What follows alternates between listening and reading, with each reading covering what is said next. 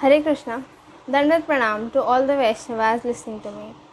Today we will start from 64th question of the chapter Activities that are unfavorable to devotional service. Before that, let us offer our prayers at the lotus feet of Srila Gurudev and all our previous acharyas. ॐ अज्ञानतिमिरान्धस्य ज्ञानाञ्जनशलाकया चक्षुरन्मिलितं येन तस्मै श्रीगुरवे नमः। हे कृष्णा करुणा सिन्धु दीनबन्धु जगत्पते गोपेशा गोपिका कान्त श्रीराधाकान्त नमोस्तुते। तद्काञ्चन गौराङ्गी राधे वृन्दावनेश्वरी वृषभानुसुते देवी प्रणमामि हरिप्रिये।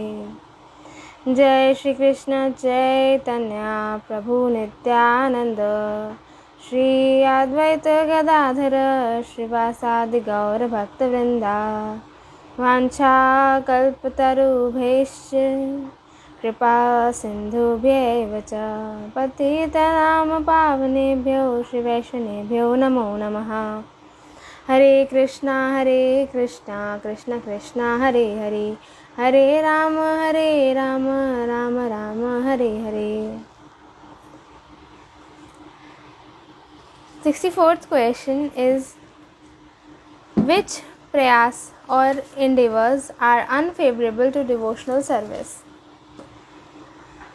Answer is Janana prayasa, Karma prayasa, Yoga prayasa, Mukti prayasa, as well as over endeavoring for material enjoyment, worldly achievements, and association with materialistic people are all hostile principles for one who has taken shelter of the holy name.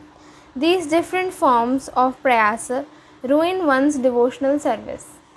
65th question is it favorable for devotional service for a devotee to accept anyone as a spiritual master? Answer is, the more one's greed for receiving a bona fide spiritual master increases, the better it is. One should not accept anyone and everyone as his spiritual master just to fulfill this greed. 66th question is, what harm does it cause to devotional service if an unqualified spiritual master and an unqualified disciple do not give each other's association? Answer is, the relationship between a spiritual master and a disciple is eternal.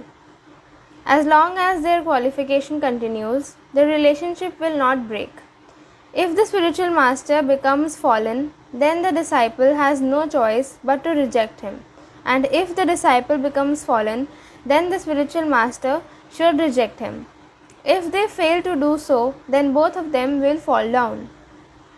67th question is, for what reasons can one reject his initiating spiritual master?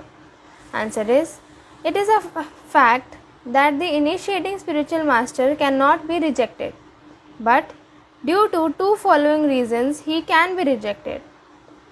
The first reason is that if a disciple did not test his spiritual master's credentials at the time of accepting him as his spiritual master, then he cannot obtain any benefit from him. In such a case, he should reject his spiritual master. The second reason is that at the time of accepting a spiritual master, the spiritual master was a Vaishnava and the knower of the truth. But later on, due to bad association, he may become a Mayavadi or envious to the Vaishnavas. In such a case, one should reject his spiritual master. 68th question is, who are ass-like people and cheaters? Why are they unfavorable to devotional service? Answer is, those who do not understand their qualification but accept the instruction of a bogus guru and engage in the process of worship meant for exalted devotees are cheated ass-like people. And those who have understood their ineligibility, yet with a goal to accumulate money and prestige, still follow the process of worship meant for exalted devotees are called cheaters. Until this cheating in the name of religion is destroyed, one's attachment to Krishna will not awaken. Such people deceive the entire world by making a show of sectarian formalities and pseudo renunciation. 69th question is, what is the harm if one gives up the path of regulative principles before achieving its maturity? Answer is, many weak-hearted people give up the path of regulative principles and enter the path of attachment. When they are unable to realize the soul's spiritual attachment, they behave like Vrisabhasura, Aristasura the bull, by cultivating perverted material attachment. They will be killed by the prowess of Krishna. 70th question is, are services in the mood of Mathura, Dwarka and Vraja impediments on the path of devotional service?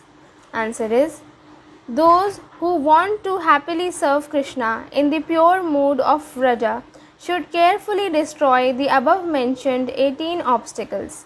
Those who are on the path of Janana should give up the offences found in the realm of Mathura, and those who are on the path of fruitive activities should give the offences found in Dwaraka. But devotees should give up the obstacles that pollute the mood of Vraja and be absorbed in love for Krishna. 71st question is, if activities like dhyana are not favorable for awakening love of God, do they create any anartha? Answer is, during dhyana, dharana and samadhi, if even material thoughts are removed, if prema is not awakened, the living entity loses his individuality. If the understanding I am Brahman does not awaken pure love, then that results in destruction of his existence. 72nd question is, what etiquette should one follow towards his spiritual master, the Vaishnavas and the Supreme Lord? Those who want to happily serve Krishna in the pure mood of Vraja should carefully destroy the above mentioned 18 obstacles. Those who are on the path of Janana should give up the offences found in the realm of Mathura, and those who are on the path of fruitive activities should give the offences in Dwaraka. But devotees should give up the obstacles that pollute the mood of Vraja and be absorbed in love for Krishna. 71st question is, if activities like dhyana are not favorable for awakening the love of God, do they create any anartha? Answer is, during dhyana, dharana and samadhi, if even material thoughts are removed, if prema is not awakened, the living entity loses his individuality. If the understanding I am Brahman does not awaken pure love, then that results in destruction of his existence. 72nd question is, what etiquette should one follow towards his spiritual master, the Vaishnavas and the Supreme Lord? Answer is, one should never sleep with one's legs stretched towards the house of his spiritual master, the Vaishnavas and the Supreme Lord. 73rd question is, how should one deal with those who consider the glories of the holy names as exaggeration? Answer is, one should not see the face of those who give interpretation on the holy names. If by chance one happens to meet with such people, then one should immediately take bath in the Ganges with his clothes on. If Ganges is not available, then he should take bath in other pure water. If even that is not available, then one should purify himself by taking bath in the mind. 74th question is, should pure Vaishnavas participate in the Sankirtana performed by the offenders at the feet of the holy names?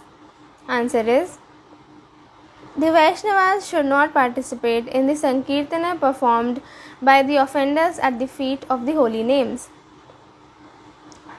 75th question is, are musical instruments used in Sankirtan for the sake of sense gratification unfavorable to devotional service?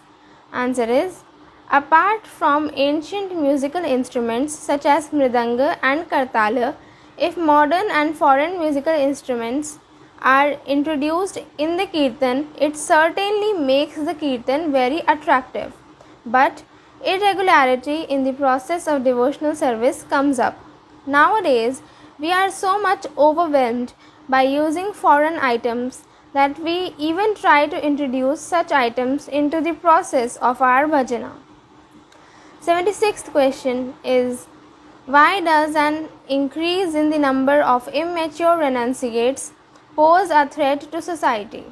Answer is, it is certainly an anxiety if the numbers of pseudo renunciates increase, because it is to be understood that there is an evil plan by Kali behind this. The character of genuine Vaishnava renunciate must be pure and faultless. 77th question is it proper for a renunciate Vaishnava to accumulate? Answer is, the renunciate Vaishnavas must not accumulate at all. 78th question is, should a renunciate Vaishnava build mutt or ashrama? Answer is, a renunciate Vaishnava should not endeavor for building mutt or ashrama, for this will entangle him in worldly matters. 79th question is begging alms by a renunciate favorable to devotional service? Answer is, a renunciate should neither beg food from a materialist nor invite other renunciates for lunch for the sake of money. 80th question is, should a renunciate seize a king, a materialist, or a woman? Answer is, a renunciate should not see a king, a materialist, or a woman. 81st question is, should a renunciate live in his own village? Answer is, a sannyasi or a renunciate should not live in his own village with his family members. 82nd question is, why is it prohibitive for a renunciate to converse with women? Answer is, conversing with women is the cause of fall down of Vaishnava sannyasis. 83rd question is, what is the fate of those who immaturely follow the path of attachment by following instructions of bogus guru?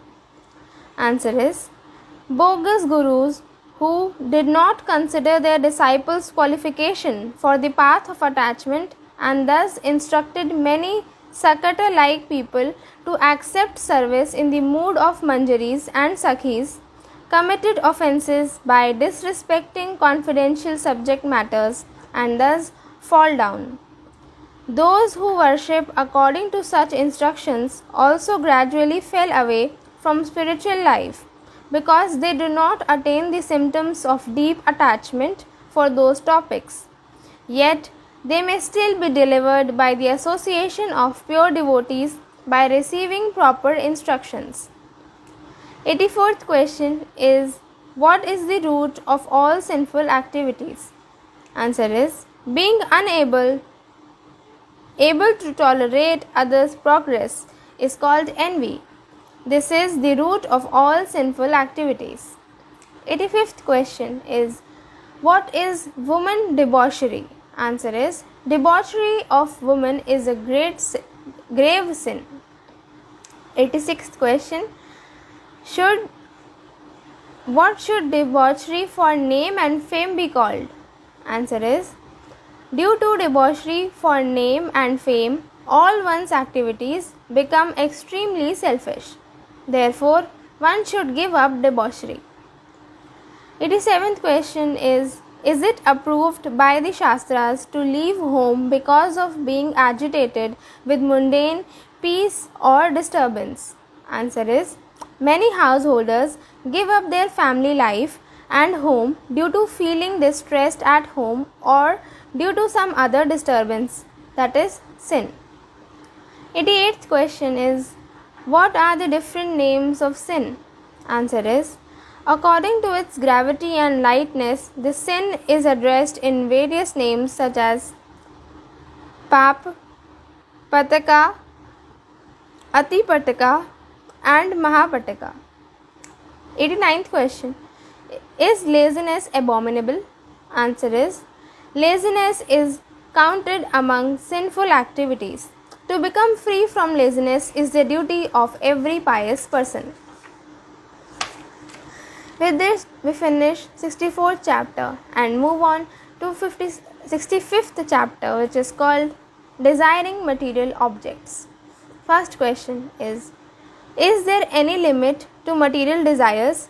Do they award any peace? Answer is, there is no limit to material desires. In fact, the paths of material desires are filled with thorns of dissatisfaction.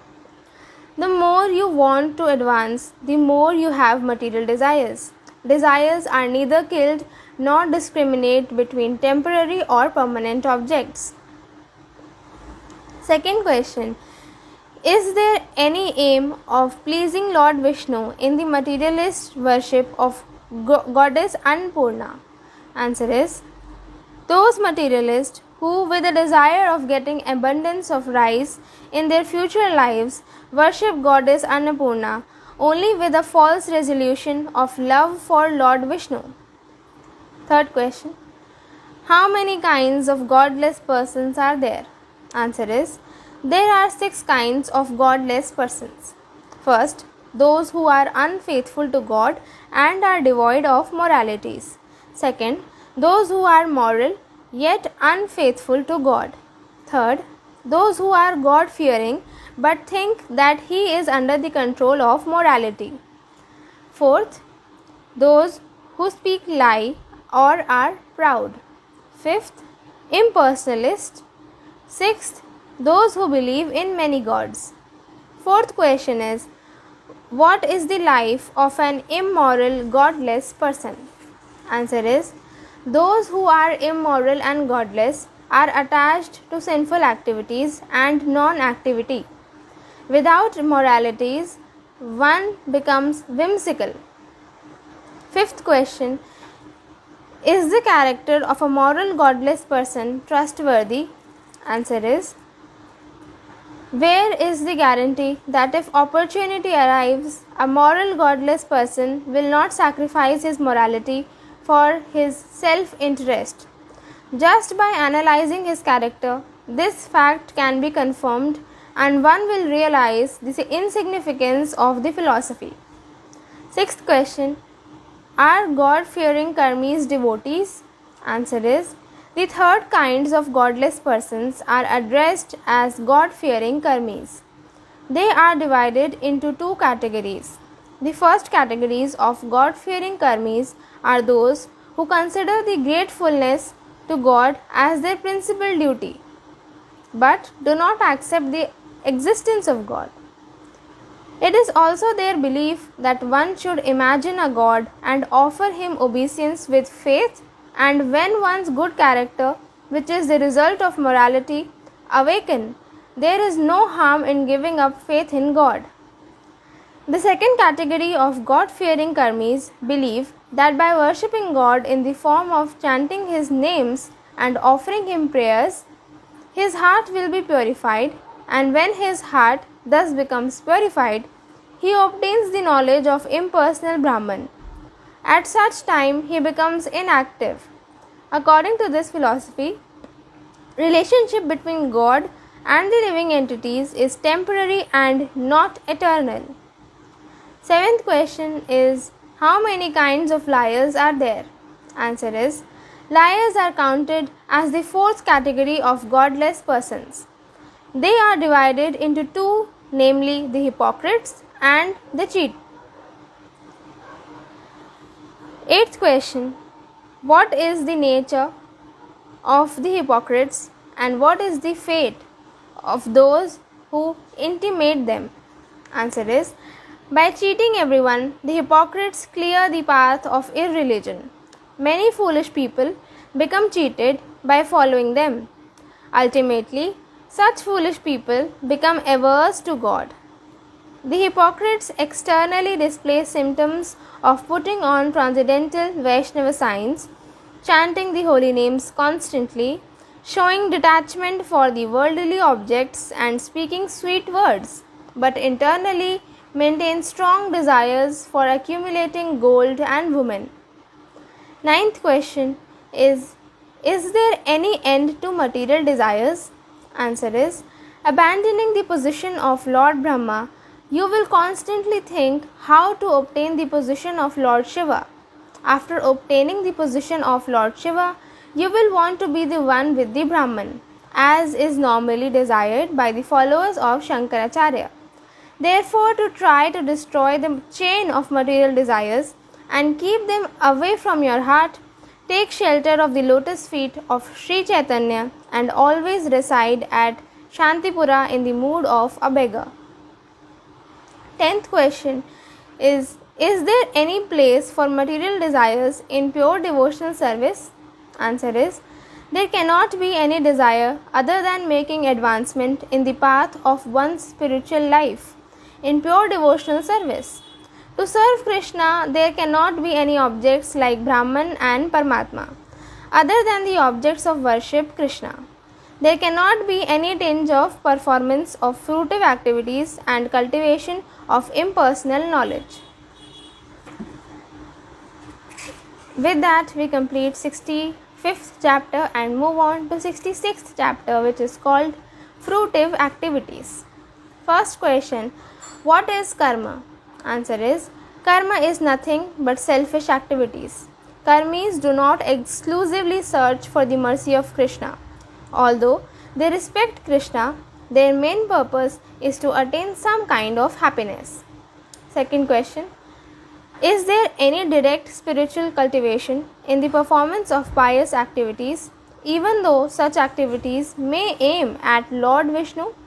Answer is, even though pious activities like the performance of sacrifice are executed while accepting the supremacy of Lord Vishnu and the master of all sacrifices, yet there is no direct spiritual cultivation in the performance of such pious activities.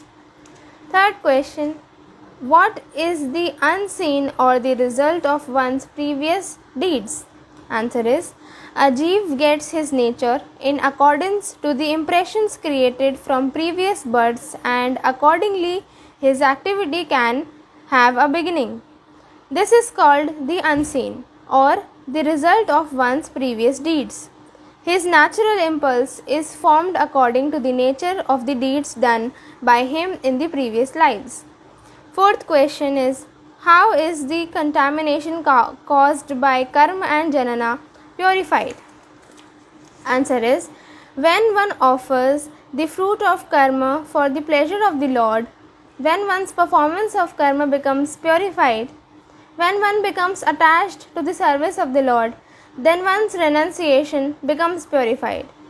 When one realizes himself as the servant of the Supreme Lord, then one's knowledge becomes purified.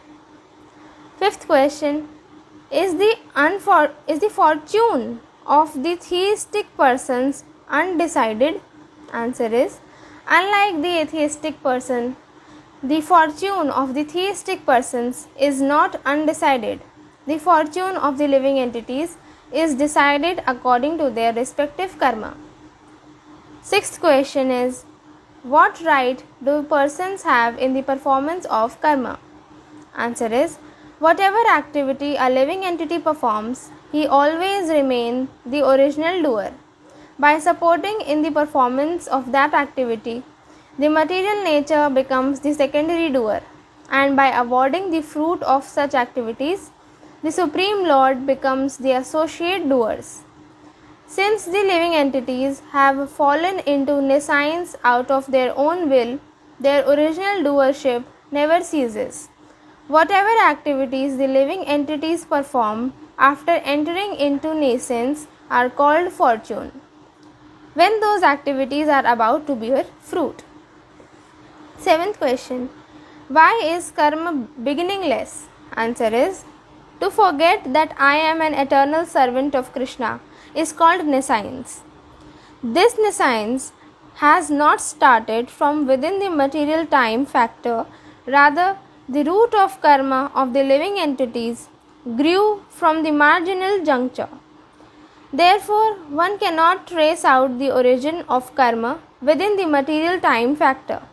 Therefore, karma is said to be beginningless. Eighth question. What is the difference between devotional service and activities adverse to the Lord? Answer is, if anyone performs karma in order to achieve the mercy of Krishna, then that karma is called bhakti. The karma that yields mundane results or mundane knowledge is adverse to the Lord. Ninth question is, when does karma transform into devotional service? Answer is, before changing its own form, karma goes through three different stages. The stage of desirelessness, the stage of offering the fruits of karma to the Lord, and the stage of performing karma on behalf of the Lord. When these three stages are surpassed, then karma transforms into devotional service. 10th question. Are karma and janana PTs that award devotional service? Answer is, knowledge and renunciation mostly keep the living entities engrossed in the knowledge of undivided Brahman. The knowledge of impersonal Brahman often deceives the living entities from the lotus feet of the Lord. That is why they cannot be faithfully accepted as piety that awards devotional service. 11th question. Which process has been ascertained by the Vedic literature as safe for attaining the Supreme Lord? Answer is, Vedic literature and the Puranas have mentioned at various places about various processes for attaining the Supreme Lord. In some places, they described the process of Karmakand in the form of bumblebee and mammon. In some places, the process of yoga in the form of python, and in some places, the process of bhakti that easily avails one the pot of hidden treasury. Therefore, Vedic literatures have concluded that one can attain Krishna only by devotional service and not by karma, janana or yoga. 12th question. Is karmi a servant of the Supreme Lord? Answer is, those who are entangled in karma with aim of achieving happiness consider karma as all in all. They consider the Supreme Lord as the part of karma. The fruit of their karma is certainly not eternal. Their consistency is not faultless. They have no inclination for cultivating Krishna consciousness. Rather, dependence on the rules and regulations is prominent in their lives. Such people are called karmi. 13th question is, can karma be destroyed by karma? What is perfection of karma? Answer is, if the cause of a disease is used as the cure for that disease, then such a disease will never be cured. The process of karma kand itself is the cause of the living entity's material disease. It will never bear the fruits of destroying the living entity's material existence. Whether the activities are performed without material desires or their fruits are offered to the Lord. If one can first accept karma as the only means of his livelihood, but later dovetail it with devotional service, then there is a possibility of the karma being destroyed. If one accepts only that karma which is suitable for pleasing the Lord, then all his activities become transformed into bhakti yoga. It is the intention of all the Shastras to induce everyone to engage in devotional service to Krishna, and according to the teachings of the Lord, constantly sing and remember the holy names, forms, qualities and the pastimes of Krishna. 14th question is, what is the difference between a karmi's worship of Krishna and a devotee's worship of Krishna? Answer is, the sadhana bhakti practiced by the Vaishnavas is meant to awaken their prema bhakti. However, when non-devotees practice sadhana bhakti, their goal is either material enjoyment or liberation. There may be no difference in the practice of sadhana bhakti of the two. but there are certainly differences in their intentions. By worshipping Krishna, the karmis may eventually achieve the result of purification of heart from desire of liberation, as well freedom from desires for material enjoyment. By worshipping Krishna, the devotees become attached to the holy names of Krishna. By observing the vow of Ekadashi, the karmis counteract their sinful reactions, whereas by observing the vow of Ekadashi, the devotees increase their devotion to Lord Hari. Just see how much difference is there between the two. 15th question. What is the difference between a godless family and a Vaishnava family? Answer is, the only difference between a godless family and a Vaishnava family is the intention.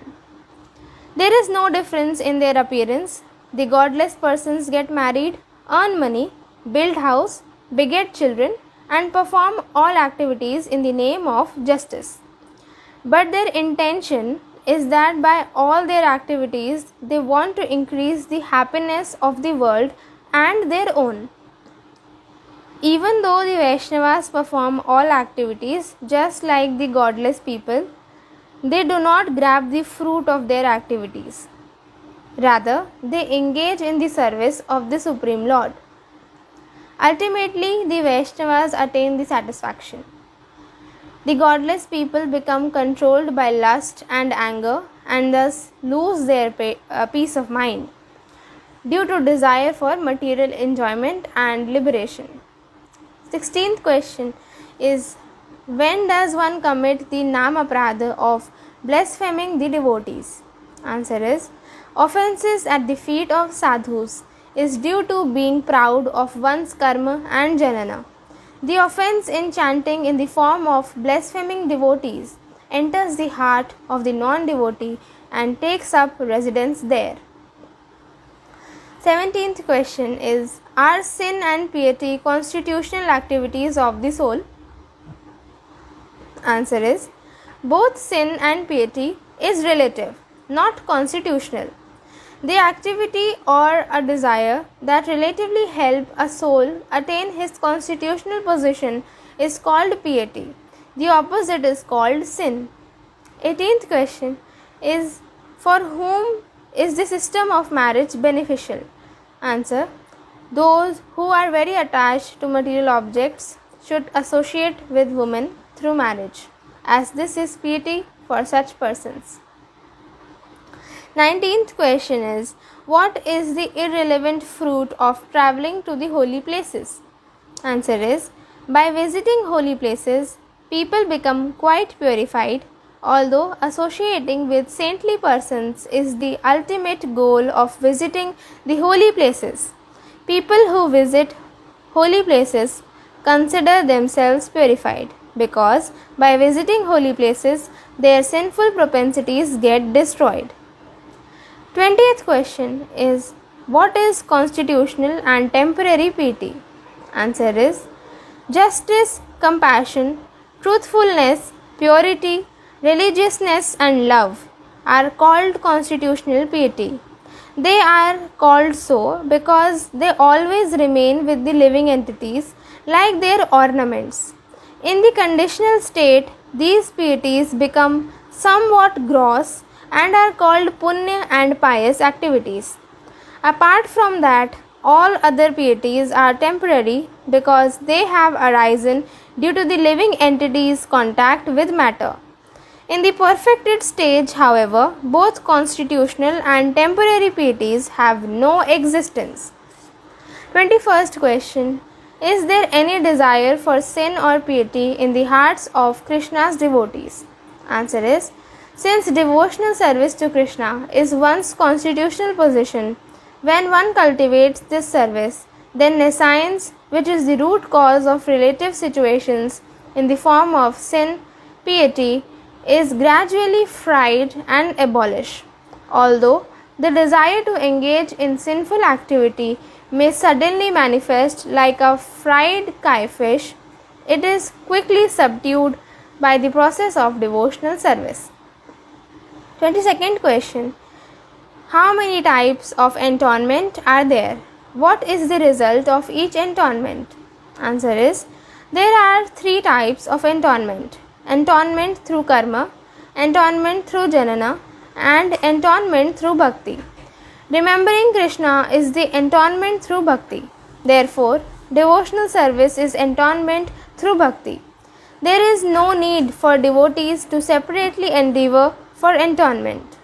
Entombment in janana is through repentance. By entombment through janana, one's sins and seeds of sin or desires are destroyed. But nescience is not destroyed without bhakti.